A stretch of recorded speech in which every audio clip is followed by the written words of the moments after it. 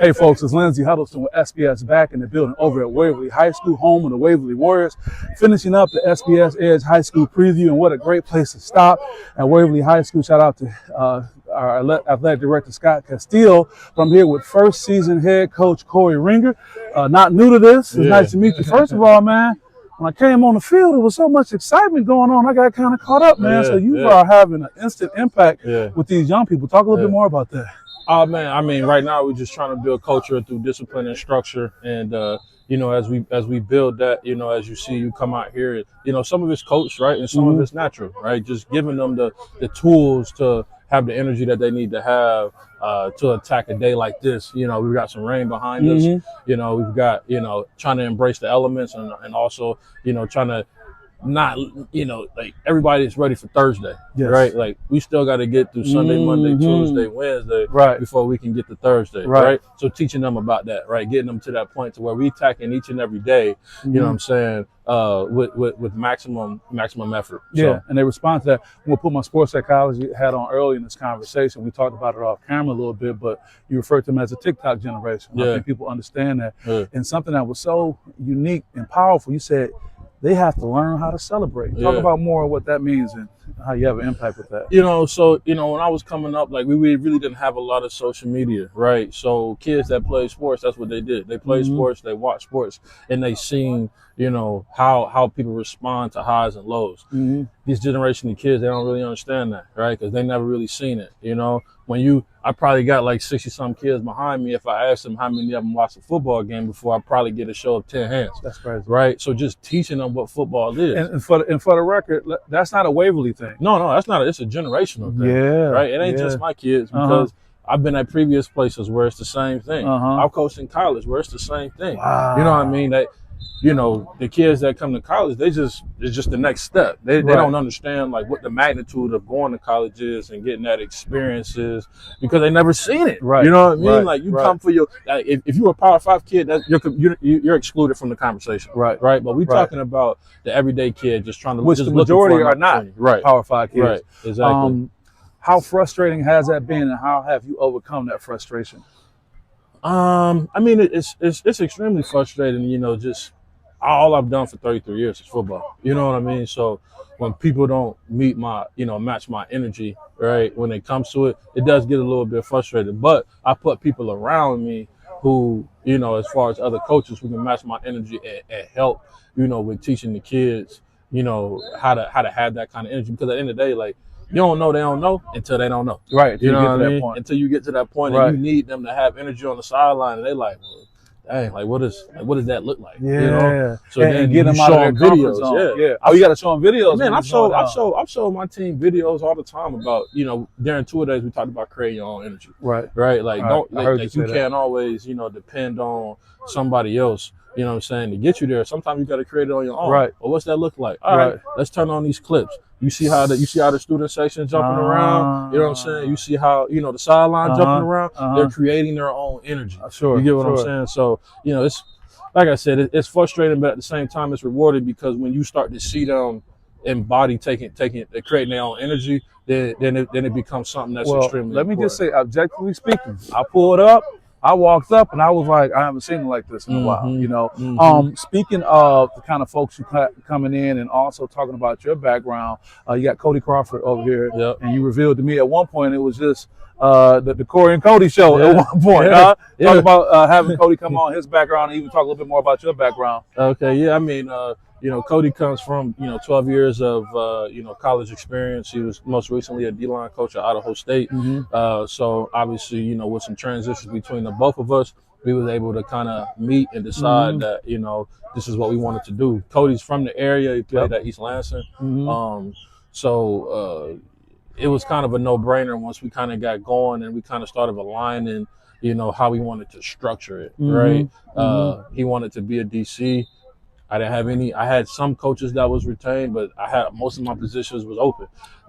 So we had an interview for like Google Met for like 2.5, 3 hours. Yeah. You know what I mean? And It sounded like it was more than an interview, more of you guys just getting to know each other and enjoy talking about ball. 100%. And it got to the point where like people thought that, you know, I had known him from a long time. Like he's from East Lansing, Michigan. I'm from Dayton, Ohio. We don't know each other at all. Wow. You know what I mean? So it was just an instant, you know, connection and alignment with where we wanted this program to go and what we wanted it to be. So, you know, it's been huge having him here. And like you said, like for a while, it was just me and Cody. 6 a.m. workouts, 3 p.m. workouts. Let me say that real quick, and this is a shout out to his dad, Tom Crawford. Tom, you cannot come on the sideline and put the headsets on because Cody's over here. You can't send in any players. I say that jokingly. Tom has had a health battle he fought through, and he's doing well, so I know he's proud of Cody. But I was just excited about you having this collegiate experience. You got young Kenny Burton on the sideline too. These young men know what kind of resume that young man has? Man, they don't know. Like I said, they don't know. Like you think they know, and then they don't know until they don't know. You know what I mean? Like, so they don't. I mean, some of these they don't understand. Like right behind us, we got our DB coach, right, R.J. Williamson. He played at Michigan State in the Rose Bowl against Stanford, right? Like that's his pedigree. Cody, like you said, Kenny Brewer. He, you know, was a MAC player at Central Michigan and did his thing here as an alum. You know, and then like you said, across the hall, we got Cody Crawford. You know, so you know, my the biggest thing for me was to try to get I said Burton too. My apologies. Kenny Brewer. Yeah. I'm talking about his dad. So he so just one of the big things for me was getting people in here who've done it. Right, who've done it at a high level. How hard is that, or easy is that to get people who've done it on the high level? It's extremely hard. I got lucky. You know what I'm saying? Like Roger Williamson, he's from my hometown. Right, we both from Dayton, Ohio. He played at Michigan State and stuck around afterwards. Right, so I got lucky getting him. Kenny Brewer, I met him. He was about to go leave for Billings to play arena ball, and I was on my way in. And like we just so happened to cross paths. We chopped it up about some culture stuff and what we wanted it to be, and I was able to get him. Cody, same thing. Got lucky, right? Sometimes, like, people don't understand, divine intervention start to play a part at some point. I receive that, but here's an opportunity for you not to have to be humble. What do you think it was about you, your personality, and your vision that made guys say, I want to? Because guys can be like, yeah, I met the coach, but I'm good, though. Or, yeah, it would be great to be back at Waverly, but I don't know. But what was it about you think that made guys say, yeah, I want to be a part of this? You know, that's a great question. I mean, maybe even a better question for them. But I think, you know, something that maybe made them want to hop on board is, you see, I got energy. You know what I mean? I'm young. I've played it at a high level. I've been around it for a very, very long time.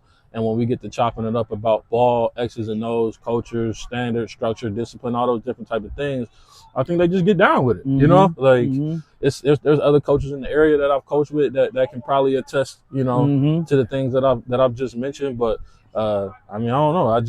I love it, right? Like this I'm not doing this to, you know, for it to be a lucrative thing for me. I'm doing it because I love the game and I love the kids, and I want to give back to the kids as best as possible. I love it. Taking advantage of this interview, what's something you would want the Waverly community, alums, fan base, overall, just to kind of know about you and your vision for the program? I mean, my vision for the program is to, obviously I did my 4 years in college coaching, and it was a phenomenal experience for me. But one of the main reasons why I came back to high school was because, you know, college kids would show up on campus and they weren't prepared and they weren't ready. You know what I mean? And like for me, I'm like, listen, I love the game. It don't matter where I'm at, right? If I can help the kids, I'm gonna help the kids. You know, so coming here and my vision for this program is just, you know, when they leave here, I will confidently know that they're ready for the next step that's in life. You know what I'm saying? Because I've prepared them and I've given my all in preparing them. So that's just one of my, you know, one of the biggest things is try to provide an experience with a bigger purpose. That's what I said in my interview. That's what I said to the parents in our meeting. And that's what I say to the players, right? Like, yeah, we want to win games, but at the same time, like, I need these kids to be prepared for life after football, life after high school. Because everybody out here ain't going to college. That's right. You know what I mean? Like, we say what you want to say, everybody ain't going. So the ones that do go, make sure they're prepared for everything that they're going to see while they're there. And then those that don't go, make sure that they have the discipline and structure to, you know, propel them to be, you know, successful, you know, businessmen. I love that. If there's anything you can ask of this community going forward,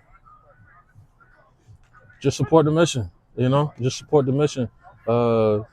You know, like I said, you know, we knew, right? So, you know, don't expect, you know, a home run year one, right? Just be patient with us.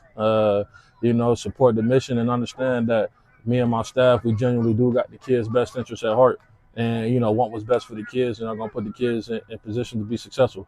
And as long as they on board and can support the mission, then we should be good. I love it, man. You got me ready to go out here and run a couple routes, see what I can get down and do, man. I love that. Any special shout outs you want to give before we let you go? Oh man, you know, shout out to my parents back in Ohio. Say their names. You know, Kevin and Tanya Ringer. Shout out to them.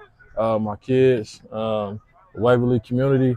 You know, Tony and Niece, my college coach, Dustin Buer, the guy I work with at Northwood, who truly, like, quiet as it's kept, man. Dustin Buer, EJ Arnold, and Jason Mirren, like my last, and Drew Burton, my last 2 years with them, I felt like that's what got you ready. That's what got me right. Got you confident enough. Got me confident enough to be like, yeah, I can do this. I can do this because I sat at their feet, you know, and asked them all kind of questions, football, life, personal. It ain't even matter. You know what I mean? Them dudes right there, them 4 legit dudes, right?